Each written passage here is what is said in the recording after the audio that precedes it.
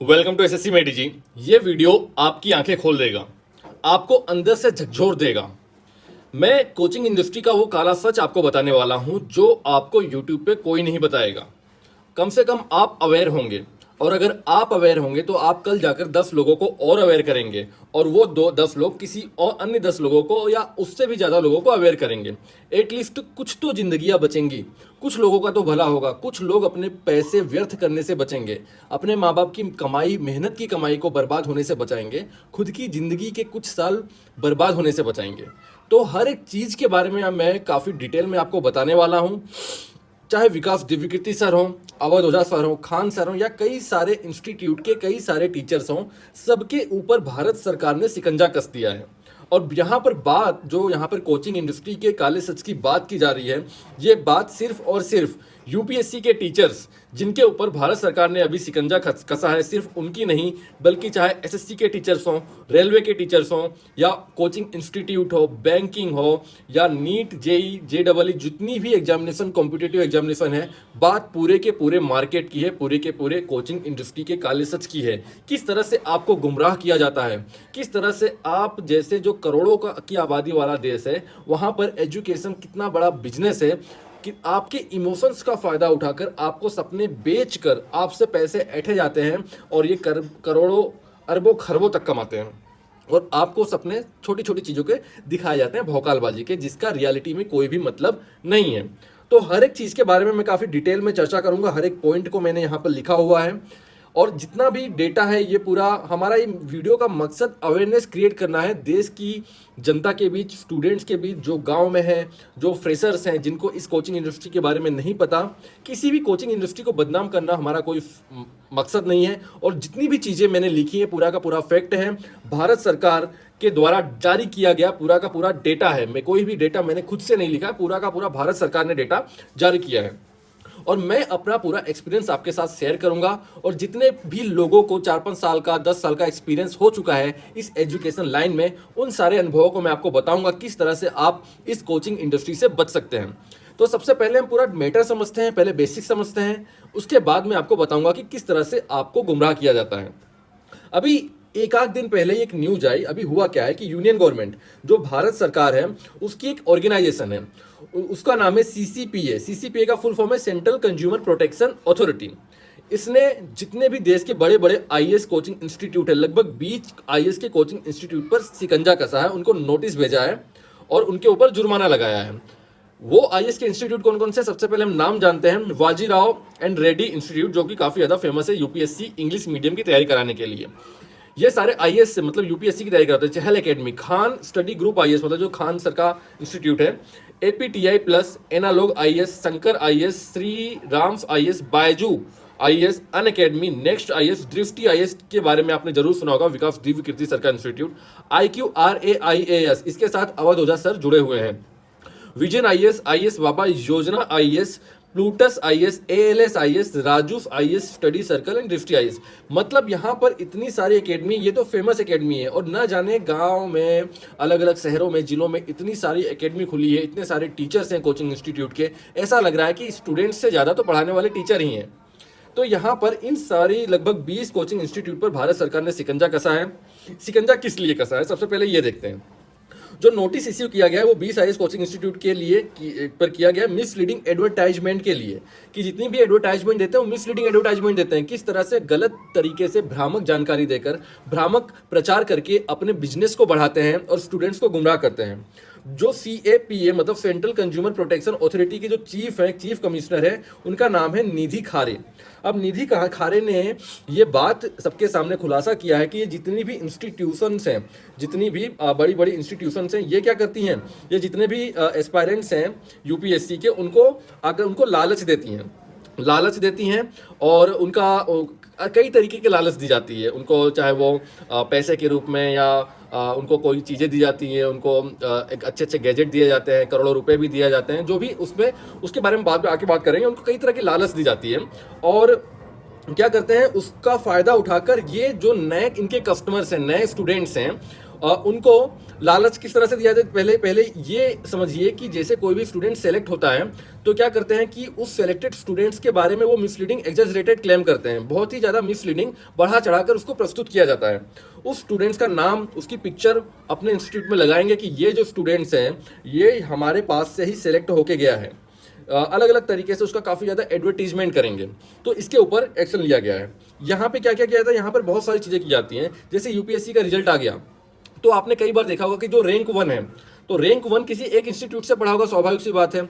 लेकिन आपने ये देखा होगा कि जो रैंक 1 है वो कई सारे स्टूडेंट्स दावा ठोकते हैं कि भाई रैंक 1 हमारे वहाँ से पढ़ के गया है। कोई दूसरा इंस्टीट्यूट होगा वो दावा करेगा कि रैंक 1 हमारे वहाँ से पढ़ा है।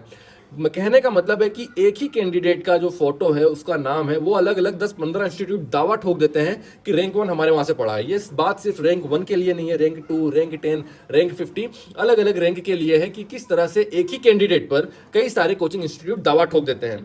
यहाँ पर दो चीज़ें हो सकती हैं, या तो जो टॉपर है वो बिक गया है अलग अलग कोचिंग इंस्टीट्यूट से पैसा लेकर, या इन कोचिंग इंस्टीट्यूट ने गलत तरीके से कोई लूफॉल का फायदा उठा के या जबरदस्ती तरीके से उसका नाम अपने यहाँ पर लिख दिया है। स्वाभाविक सी बात है कि एक कैंडिडेट जो सिलेक्टेड है, जिसका सिलेक्शन हुआ है, वो 50 कोचिंग इंस्टीट्यूट से तो पढ़ा नहीं होगा, वो किसी एक दो जगह से पढ़ा होगा। तो 50 कोचिंग इंस्टीट्यूट अगर दावा ठोक रही है तो इसका मतलब है कि उसको मिसलीडिंग तरीके से लोगों को गुमराह करने के लिए, अपना एडवर्टाइजमेंट करने के लिए ये सब चीज़ें की जा रही हैं।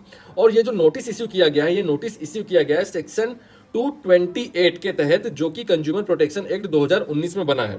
अब अगर हम बात करें कि ये जो सेक्शन 228 है ये है क्या, ये है मिसलीडिंग एडवर्टीजमेंट से रिलेटेड। इसमें टोटल 4 चीज़ें आती हैं। उन 4 चीज़ों में से पहली चीज़ ये है कि फॉल्सली डिस्क्राइब्स प्रोडक्ट और सर्विसेज, कि कोई भी कोचिंग इंस्टीट्यूट जो भी प्रोडक्ट या सर्विसेज दे रहा है, वो पढ़ा रहा है, अपनी कोर्स बेच रहा है, अपनी किताबें बेच रहा है, अगर वो गलत तरीके से उसको डिस्क्राइब करता है स्टूडेंट्स को गुमराह करने के लिए। अब आप कहेंगे कि गलत तरीके से डिस्क्राइब करने का मतलब क्या होता है। एक फ्रेशर इसको नहीं समझ सकता, 2-3 साल तैयारी करने वाला स्टूडेंट्स भी इसको नहीं समझ सकता। इसको समझने के लिए आपको काफ़ी ज़्यादा डीप नॉलेज होना चाहिए इस एजुकेशन सेक्टर का, 7-8 साल का एक्सपीरियंस, 4-5 साल का एक्सपीरियंस हो, जब तब आप इस चीज़ को समझ पाएंगे। प्रोडक्ट और सर्विसेज होते हैं क्या हैं। जैसे मैं आपको बताऊं कि एजुकेशन सेक्टर, कोचिंग इंस्टीट्यूट इतना गंदा है, यहाँ पर इतने गलत तरीके से स्टूडेंट को मिसगाइड किया जाता है कि आप उसकी कल्पना भी नहीं कर सकते। आप फ्रेशर हैं तो आप समझ ही नहीं सकते। जैसे मैं आपको कहूँ कि जैसे कई सारे कोचिंग इंस्टीट्यूट्स हैं, उनकी कई सारी किताबें आती हैं, उनकी वीकली मैगजीन्स आती है, उनकी करंट अफेयर्स की बुक आएगी, सब्जेक्ट वाइज बुक आएगी। मान लीजिए कि यूपीएससी का पेपर हो गया, मान लो यूपीएससी का पेपर हो गया या एसएससी का पेपर हुआ, तो प्रीवियस अभी हाल में 2022 में मान लो पेपर हुआ, तो इसका पेपर सॉल्यूशन बनाना है। अब पेपर सॉल्यूशन बनाने के लिए, अब एक पेपर में तो कई सारे सब्जेक्ट होंगे, उसमें मैथ्स होगा, मतलब एसएससी की बात करें तो उसमें मैथ्स होगा, रीजनिंग होगा, जीएस होगा, इंग्लिश होगा। अगर यूपीएससी की बात करें तो उसमें कई सारे सब्जेक्ट होते हैं, जीएस पेपर 1, जीएस पेपर 2, इसमें फिजिक्स भी होगा, केमिस्ट्री भी होगा, जनरल साइंस भी होगा, हिस्ट्री भी होगा, एनवायरमेंट एंड इकोलॉजी भी होगा, पॉलिटी भी होगा। तो इस तरह के कई सारे सब्जेक्ट होते हैं। तो क्या किया जाता है कि अलग अलग सब्जेक्ट की अलग अलग किताबें निकाली जाती हैं, कई तरह की किताबें निकाली जाएंगी, प्रीवियस ईयर पेपर्स की अलग किताबें निकल जाएंगी, सब्जेक्ट वाइज अलग किताबें निकाली जाएंगी, करंट अफेयर्स की ईयरली मैगजीन निकाली जाएगी, फिर मंथली मैगजीन निकाली जाएगी, इसके अलावा जो वीकली मैगजीन होती है वो निकाली जाती है। और सब पे क्लेम किया जाता है कि एक्सपर्ट्स के द्वारा बनाई गई हैं ये सारी किताबें, हमारी एक्सपर्ट्स की टीम लगी हुई है। लेकिन आपको अगर मैं रियलिटी बताऊं कि कोई भी एक्सपर्ट्स की टीम यहाँ पर नहीं लगती। कोचिंग इंस्टीट्यूट का बिजनेस तो है ही कोर्स बेचने का, उनको पढ़ाने का, लेकिन दूसरी ओर जो पब्लिकेशंस का बिजनेस है, जो किताबों का बिजनेस है, उसका भी साम्राज्य बहुत बड़ा है। यहाँ पर क्या किया जाता है कि कई सारे स्टूडेंट्स जिनको थोड़ा एक्सपीरियंस हो गया है, उनको ये कॉन्ट्रैक्ट दे दिया जाता है पर पेज के हिसाब से कि भाई पर पेज का हम आपको 220 रुपये देंगे, पर पेज का आपको 400 रुपये देंगे। अलग अलग कोचिंग इंस्टीट्यूट अलग अलग रुपये देती है। तो आपको क्या करना है कि एसएससी के या यूपीएससी के 2022 में पॉलिटी के जितने भी क्वेश्चन आए हैं उसका सॉल्यूशन आपको प्रोवाइड करना है। तो क्या करता है, स्टूडेंट्स इधर उधर से कॉपी पेस्ट करेगा, एक कहीं वेबसाइट पर जाएगा, ऑनलाइन थोड़ा डेटा वहाँ से उठाएगा, किसी कोचिंग इंस्टीट्यूट का थोड़ा डेटा उठाएगा। तो इस तरह से वो करके एक क्वेश्चन का आंसर तैयार कर देता है। और उसके बाद जो ये आंसर तैयार किया गया है, ये जो कोचिंग इंस्टीट्यूट्स हैं, ये अपनी बुक में उसको छाप देती हैं। तो इस तरह से इन एक्सपीरियंस स्टूडेंट्स का यूज़ करके, जो एक परफेक्ट टीचर नहीं है, उसका यूज़ करके कई सारे लेयर में लोग कॉन्ट्रैक्ट देते हैं, ठेका देते हैं किताबें छापने का, अपने पैम्पलेट्स तैयार करने का। और वो पैम्पलेट्स जो है ये किताबों के रूप में बेचते हैं, क्योंकि ये ऑलरेडी ब्रांडेड हैं। तो इनकी किताबें बहुत बड़े लेवल पर बिकती हैं और ये वहाँ से वो करोड़ों कमाते हैं। और यहाँ पर जो स्टूडेंट्स होते हैं उसको कुछ हज़ार रुपये उसको मिलते हैं। तो इस तरह से, लेकिन ये सब चीज़ों के बारे में क्लेम नहीं किया जा सकता कि ये चीज़ें उसी को पता होगी जो इस एजुकेशन सेक्टर में निपुण हो चुका है। कई सारे स्टूडेंट्स हैं जो 4-5 साल अपने बर्बाद कर देते हैं इसी चीज़ों में, लेकिन बाद में उनको जाकर ये एहसास होता है कि हमारे साथ कितना बड़ा धोखा हुआ है।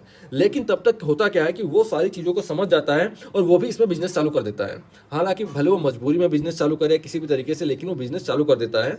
तो एक तरह से लोगों को अवेयरनेस मिलती नहीं है, तो बिजनेस सेक्टर ये दिनों दिन बढ़ता जा रहा है। दूसरा जो तरीका है इसमें, गिव फॉल्स गारंटी, गलत गलत तरीके से मिसलीडिंग गारंटी दी जाती है उनकी प्रोडक्ट और सर्विसेज के बारे में कि हमारे वहाँ से इतना सिलेक्शन हुआ है, हम आपको ये देंगे, इस लेवल का पढ़ाएंगे। तो बहुत सारी चीज़ें होती हैं जो आप ऐसे नहीं समझते और मैं आपको समझा भी नहीं सकता। और convey on employed representation unfair trade practice, मतलब यहाँ पर टॉपर को खरीदने, अनफेयर ट्रेड प्रैक्टिस का मतलब होता है इसमें टॉपर्स को खरीदना बेचना इसमें आ गया।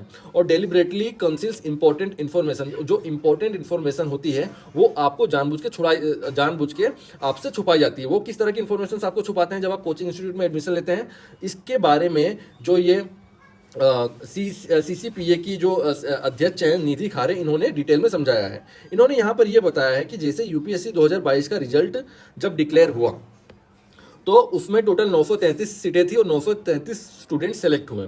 जब निधि खारे जी ने और इनके इंस्टीट्यूट ने, जब भारत सरकार ने ये जो 933 सेलेक्टेड स्टूडेंट्स था उसमें से कई सारे इंस्टीट्यूट ने कई सारे दावे किए कि ये सारे हमारे यहाँ से पढ़े हुए थे। जब एक इंस्टीट्यूट के पास एक नोटिस भेजा गया भारत सरकार के द्वारा कि बताइए कि जो 933 स्टूडेंट्स हैं इसमें से जो कोचिंग इंस्टीट्यूट था उसने 682 स्टूडेंट्स पर अपना दावा ठोक दिया था कि भाई 933 स्टूडेंट्स में से 682 स्टूडेंट्स हमारे यहाँ से सिलेक्ट हुए हैं। जब भारत सरकार ने नोटिस भेजा कि जो 682 स्टूडेंट्स आपके यहाँ से सिलेक्ट हुए हैं, हमको डेटा दो, हमको वो प्रूफ दो कि किस आधार पर आप ये क्लेम कर रहे हैं कि 682 स्टूडेंट्स आपके पास से सिलेक्ट हुए हैं। तो कोचिंग इंस्टीट्यूट ने जो प्रूफ के रूप में दिया चीज़ें, वो काफ़ी ज़्यादा हास्यास्पद थी और एक तरह से इनकी पोल यहीं पर खुल गई।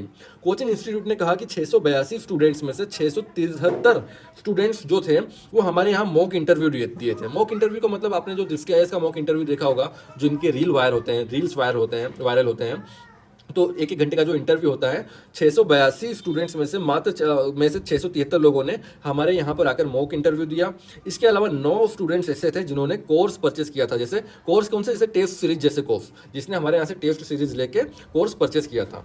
तो अब आप ये बताइए कि कोई स्टूडेंट जो पहले यूपीएससी का प्री क्लियर करता है, फिर वो मेंस क्लियर करता है पढ़कर किसी और कोचिंग इंस्टीट्यूट में, और इनका खाली मॉक टेस्ट का इंटरव्यू, 1 घंटे का एक दिन जाके मॉक इंटरव्यू देके आ गया और कुछ टेस्ट सीरीज परचेस कर ली, तो इस आधार पर इस कोचिंग इंस्टीट्यूट ने उस स्टूडेंट का जिसने प्री कहीं और से पढ़ के पास किया, मेंस कहीं और पढ़ के पास किया, उसके ऊपर दावा ठोक दिया।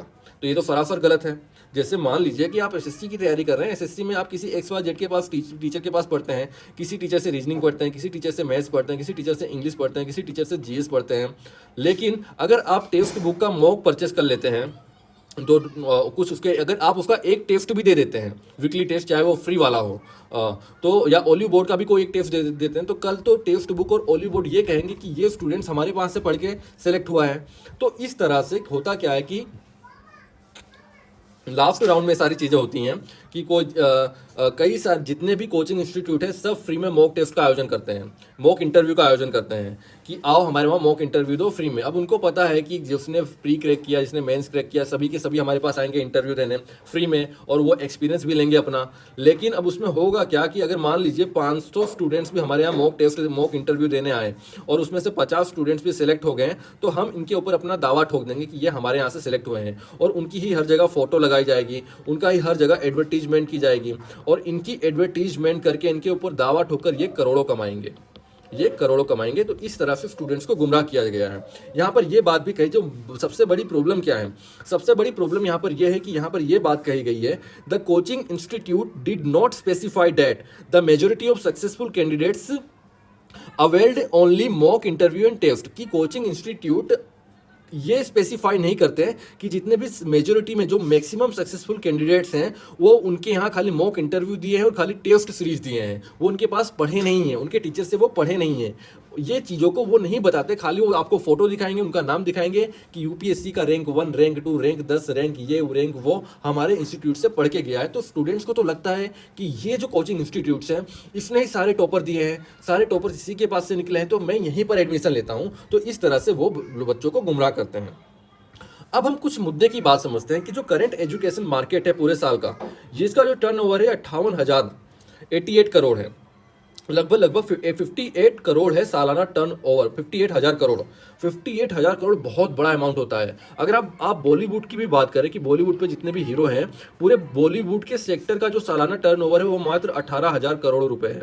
आप समझ लीजिए कि कहाँ बॉलीवुड इतना बड़ा सेक्टर और 18,000 और एजुकेशन में 58,000 करोड़, कितना बड़ा गैप है। सब लगभग 3 गुना ज़्यादा यहाँ पर कवरेज है, मतलब 3 गुना ज़्यादा प्रॉफिट ये एजुकेशन सेक्टर कमा रहे हैं। तो जितने भी सेलिब्रिटीज़ हैं बॉलीवुड के, हीरो हीरोइन है, आपको लगता है कि इनके पास काफ़ी ज़्यादा पैसा है, तो एजुकेशन सेक्टर में जितने भी टीचर्स के पास जो पैसा है, जो कमाई है, उसके सामने बॉलीवुड एक्टर्स कुछ नहीं है। इतना पैसा है, लेकिन यह पैसा छुपा हुआ है, लोग छुपा कर रखते हैं, लोग ज़्यादा शोबाजी नहीं करते हैं, जिससे क्योंकि इनका जो मेन कस्टमर बेस है वो गरीब स्टूडेंट्स हैं। तो गरीबों के बीच में गरीबों की तरह ये रहते हैं, उसको ये बताते हैं कि हम भी आपकी तरह ही हैं, और उसके इमोशंस का फ़ायदा उठाकर अपना कोर्स बेचकर ये पूरा बिजनेस करते हैं। और 2028 तक ये जो पूरा का पूरा कोचिंग इंस्टीट्यूट का बिजनेस है, ये बढ़कर लगभग 1,33,000 करोड़ हो जाने वाला है। तो समझ लीजिए लगभग 2 गुना जंप यहाँ पर आने वाला है, 2 गुने से भी ज़्यादा जंप आने वाला है आने वाले 5 साल, आने वाले 3 से 5 सालों में, और मात्र 3 सालों में। तो आप समझ सकते हैं कि ये सेक्टर कितना ज़्यादा पैसा यहाँ पर है, कितना ज़्यादा पैसा यहाँ पर सर्कुलेट हो रहा है, और आने वाले फ्यूचर में कितनी ज़्यादा ग्रोथ आने वाली है इस सेक्टर में। अब बात करते हैं सबसे मेन मुद्दे की बात। यहाँ पे जिन 20 कोचिंग इंस्टीट्यूट पर भारत सरकार ने शिकंजा कसा है, उसमें से 4 कोचिंग इंस्टीट्यूट के ऊपर पेनाल्टी इंपोज कर दी गई है 1-1 लाख रुपए की। 1-1 लाख रुपए की पेनाल्टी इंपोज कर दी गई है। उसमें से 2 कोचिंग इंस्टीट्यूट्स ऐसे हैं जिन्होंने अपनी गलती मानी और 1-1 लाख रुपए की पेनाल्टी उन्होंने दे दी। लेकिन 2 कोचिंग इंस्टीट्यूट ऐसे हैं कि जिन्होंने कोर्ट का दरवाजा खटखटाया है कि हम पेनाल्टी नहीं देंगे, कोर्ट में गया है मैटर, ठीक है। अब ये 4 इंस्टीट्यूट है जिनके ऊपर 1-1 लाख रुपए की पेनाल्टी लगाई है, वो 4 इंस्टीट्यूट का नाम इस प्रकार से है। राउस आईएएस स्टडी सर्कल, दूसरा है चहल एकेडमी, थर्ड है IQRA आईएएस एकेडमी, और फोर्थ है IAS बाबा, ठीक है। वो IQ जो ये 4, देखो यहाँ पर बात 1 लाख रुपए की नहीं है कि इनके ऊपर मात्र 1 लाख रुपए का फाइन लगा है। 1 लाख रुपए इनके लिए कुछ नहीं है। मेन चीज़ है कि ये जो मुद्दा है, ये मुद्दा पूरा पब्लिक में आया है, मीडिया में आया है, डिस्कशन हो रहा है, और इससे इनकी बदनामी हुई है, लोगों के अंदर अवेयरनेस आ रही है। और ये जो IQRA आईएएस एकेडमी है, इसके साथ अवध ओझा सर जुड़े हुए हैं। अब ये IAS एकेडमी IQRA ये अवध ओझा सर की है या नहीं, या कोई इनका फैमिली मेम्बर है या कोई दोस्त है, किसकी है, इसके बारे में डिटेल जानकारी नहीं बताई गई है, लेकिन अवध ओझा सर इसके साथ जुड़े हुए हैं। अब मेन प्रॉब्लम ये है कि IQRA की जो IAS ये इंस्टीट्यूट है, इसकी स्थापना हुई है 2018 में। 2018 में इसकी स्थापना हुई, लेकिन इसने क्या किया है कि 4 टॉपर के बारे में क्लेम किया है। जो 4 टॉपर कौन कौन है? IAS टीना डाबी, जिनका AIR 1 आया था और ये 2015 की टॉपर है। IAS आथर अमीर, जिनको आप जानते ही होंगे, इनका AIR 2 आया था, 2015 के टॉपर है। तीसरा है हिमांशु कौशिक, जिनका AIR 77 आया है और ये भी 2015 के टॉपर थे। और चौथा है सैफीन हसन, जिनका AIR 570 आया और ये 2017 के टॉपर थे। अगर ये देखिए 3 टॉपर 2015 के हैं और एक टॉपर सफीन हसन, ये 2017 के टॉपर है। अगर IQRA IAS की स्थापना 2018 में हुई है, तो 2015 और 2017 के टॉपर भी अपना दावा कैसे ठोक सकते हैं? मेन प्रश्न इस बात का है। यहाँ पर यह भी हो सकता है कि जो अवध ओझा सर यहाँ से इनके साथ जुड़े हुए हैं, ये पहले कई अलग अलग कोचिंग इंस्टीट्यूट के ऑफलाइन बैचेस में पढ़ाते थे, तो हो सकता है कि उस हिसाब से इन्होंने वहाँ पर उनके फोटो लगा रखे हों। लेकिन कोचिंग इंस्टीट्यूट की वेबसाइट पे कोचिंग इंस्टीट्यूट का नाम लेके फोटो लगाना सही नहीं है। वो तो अवध ओझा सर से पढ़े हैं पहले, तो ये 2018 के बाद अगर स्टेब्लिश हुई संस्था है, तो 2015 और 2017 के टॉपर पे ये क्लेम नहीं कर सकते हैं। ये मुद्दा है इनका कि इनके ऊपर पेनल्टी लगाई गई है। दूसरा, अब आपको ये चीज़ समझनी होगी कि ये जो मैंने आपको यहाँ पर एक चीज़ समझाई होगी कि जो मॉक इंटरव्यू में किसी ने एडमिशन ले लिया खाली, या उसके टेस्ट सीरीज परचेस कर ली, तो उसके बाद वो जो इंस्टीट्यूट होती है उस टॉपर के ऊपर अपना दावा ठोक देती है, उसका फोटो लगाएगी, उसका नाम लगाएगी और उसका यूज़ करके काफ़ी ज़्यादा सारे पैसे कमाएगी। जैसे अब मैं आपको बताऊँगा, जैसे दृष्टि IAS की जो इंस्टीट्यूट है, ठीक है। अब दृष्टि IAS बहुत ज़्यादा फेमस, पहले ये हिंदी मीडियम में थे पूरे, और ऑफलाइन में मुखर्जी नगर में इनका इंस्टीट्यूट है, नेहरू विहार में। अब दृष्टि IAS आज बुलंदियों पर पहुंच चुका है। इनका जो इंटरव्यू काफ़ी ज़्यादा वायरल हुए हैं, और ये फेमस क्यों हुआ? जब से इनके मॉक इंटरव्यू थे आईएएस के, वो ज़्यादा जब फेमस हो गए, जब वायरल होना चालू हुए रील्स के द्वारा, शॉर्ट्स के द्वारा, लोगों ने कई सारे यूट्यूब चैनल भी बन गए, लोगों ने यूट्यूब चैनल बना बना के पैसे भी कमाए और इनके वीडियोस को भी वायरल काफ़ी ज़्यादा किया। तो इसके कारण, मॉक इंटरव्यू के कारण ये दृष्टि आईएएस फेमस हुआ। और आज दृष्टि आईएएस इतना ज़्यादा फेमस हो गया कि ये फिल्म में, मीडिया में, वेब सीरीज़ में भी इनकी अभी फिल्म आ रही है। विकास द्विवेदी सर ने एक फिल्म भी लॉन्च की। जो कई सारे पैनल मेंबर्स थे वो जॉब में थे, कुछ लोगों ने शायद पहले जहाँ पे जॉब, इतने फेमस हो गए कि पहले जहाँ पे जॉब करते थे वो उन्होंने जॉब भी छोड़ दी, शायद वो बिजनेस भी मतलब इसी लाइन में आ गए हैं। और यहाँ पर देखिए, यहाँ पर मेन चीज़ क्या है कि दृष्टि आईएएस हो या कोई भी दूसरा आईएएस इंस्टीट्यूट हो, ये लोग क्या करते हैं कि यहाँ पर जो इनका मॉक इंटरव्यू होता है, वो मॉक इंटरव्यू सभी के लिए, सारे स्टूडेंट्स के लिए फ्री होता है। कि अगर आपने प्री और मेंस क्रैक कर लिया है, आप इंटरव्यू के लिए जा रहे हैं, तो आप यहाँ पर फ्री में आकर आप इंटरव्यू दे सकते हैं। और वहाँ पर अगर आप फ्री में, अगर मान लीजिए आप दृष्टि आईएएस में इंटरव्यू देने गए, ठीक है, और कोई बच्चा मान लीजिए दृष्टि आईएएस में नहीं पढ़ा है, वो आईएएस मतलब वो निर्माण आईएएस में पढ़ा है, वो निर्माण आईएएस में पढ़ा है, प्री और मेंस उसने निर्माण आईएएस में पढ़ के क्रैक किया, लेकिन उसने जो इंटरव्यू है वो दृष्टि आईएएस में दे दिया, ठीक है, तो होगा क्या कि जब मान लीजिए वो बंदा जिसने दृष्टि आईएएस में इंटरव्यू दिया, वो वहाँ पे यूपीएससी में सेलेक्ट हो गया, मान लो उसका AIR 50 आ गया, तो अब होगा क्या कि जब AIR 50 आया, वो सिलेक्ट हो गया, तो उसका इंटरव्यू रिजल्ट के बाद दृष्टि आईएएस के चैनल पे पब्लिश किया जाएगा। अब जब दृष्टि आईएएस के चैनल पर पब्लिश किया जाएगा, तो जब उसकी रील्स वायरल की जाएंगी, जब अलग अलग तरीके से उसको प्रेजेंट किया जाएगा लोगों के सामने, तो लोगों को तो यही लगेगा कि ये जो बंदा दृष्टि आईएएस में जाकर इंटरव्यू दे रहा है, हो सकता है पढ़ाई भी उसने वहीं से की हो।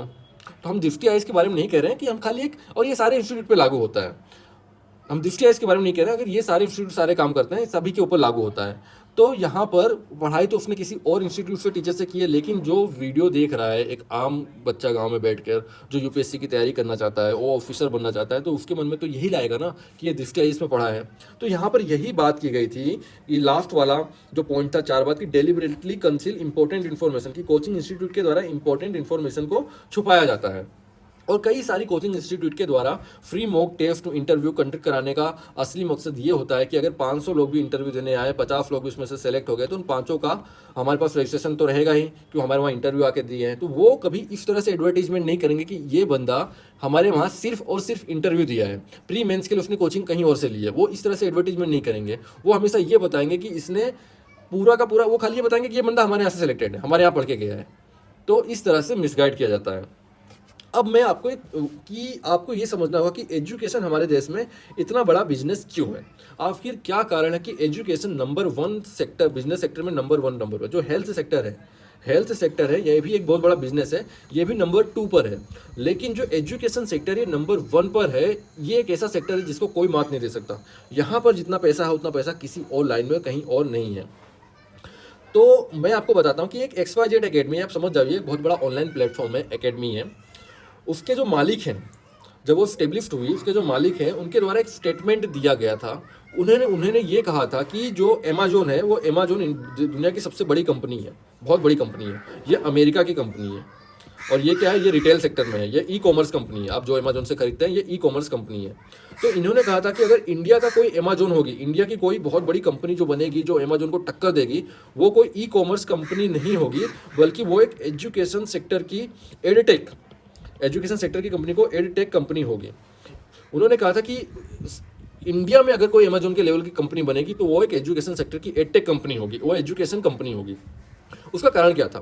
उसके पीछे कारण ये कहा था कि Indians parents wants to spend on education. जो भारतीय माता पिता हैं, वो एजुकेशन पे स्पेंड करना चाहते हैं, वो अपने बच्चे की पढ़ाई लिखाई पे पैसे खर्च करना चाहते हैं।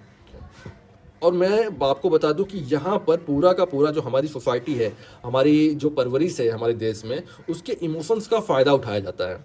आपने ये चीज़ देखी होगी कि हमारे देश में एक आजकल एजुकेशन एक ऐसी चीज़ हो गई कि आपके जो माता पिता हैं, अगर वो 20,000 रुपया भी महीना कमा रहे हैं, तो उनकी ये कोशिश होगी कि भले मैं 20,000 कमा रहा हूँ, लेकिन मेरे बच्चे को अच्छा एजुकेशन मिले।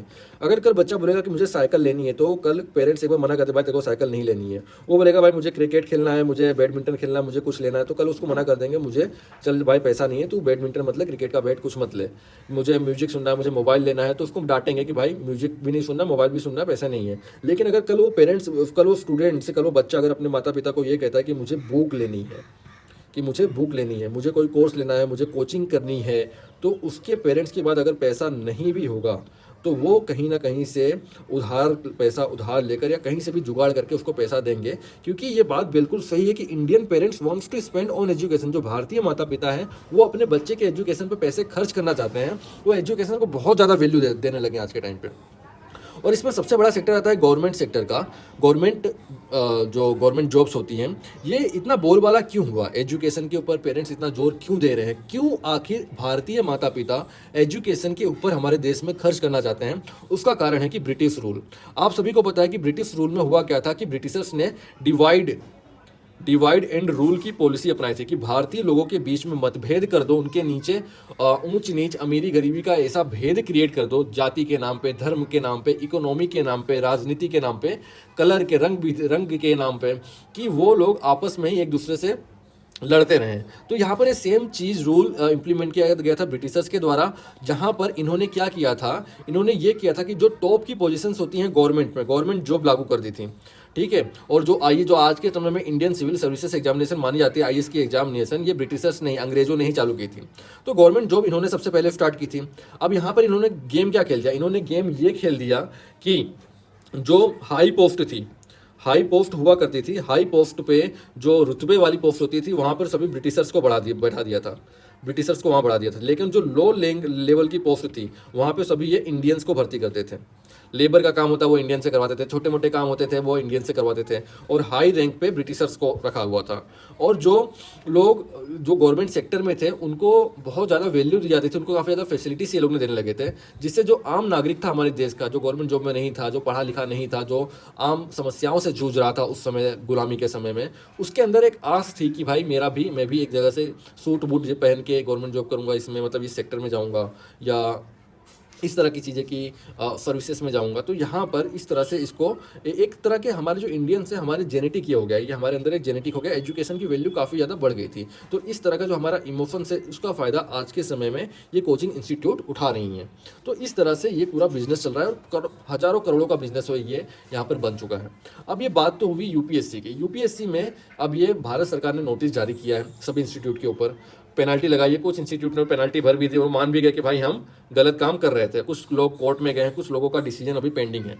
अब ये बात खाली यूपीएससी की नहीं, बात यहाँ एसएससी की भी आती है। आप सभी को पता है कि एसएससी में भी यही गंदा कारोबार फैला हुआ है। 2020-2021 की जो टॉपर थे एसएससी सीजीएल में, उनको लेकर कंट्रोवर्सी हुई। 2020 में जो टॉपर थे उनकी थी, और उनके ऊपर भी क्लेम किया, उनके ऊपर भी खुलासे हुए काफ़ी ज़्यादा कि किस तरह से वो लास्ट टाइम पे मुकर गई थी, किसी और इंस्टीट्यूट में पढ़ के किसी और इंस्टीट्यूट का नाम ले लिया था, क्योंकि वहाँ पर उनको कुछ पैसे दिए गए थे, मॉनेटरी बेनिफिट हो रहा था। 2021 के टॉपर का तो पूरा का पूरा स्टिंग ऑपरेशन ही सामने आ गया था। नीतू मैम ने पूरा स्टिंग ऑपरेशन सामने किया था, जहाँ पर एक जो करप्ट विल नाम की ऑर्गेनाइजेशन है जो टॉपर खरीदने में माहिर है, हर साल टॉपर खरीदती है, किस तरह से ये पूरा का पूरा इनका कोचिंग का जो किस तरह से जो करप्ट विल था उसके पूरे कोचिंग को एक्सपोज कर दिया था कि 15 लाख रुपए देकर किस तरह से ये पूरा का पूरा सभी टॉपर्स को खरीद रहे थे, रैंक 1 को खरीद रहे थे। और ये सारे इंस्टीट्यूट के सारे एग्जामिनेशन के टॉपर्स को ये करप्ट विल नाम की ऑर्गेनाइजेशन खरीदती चली आ रही है।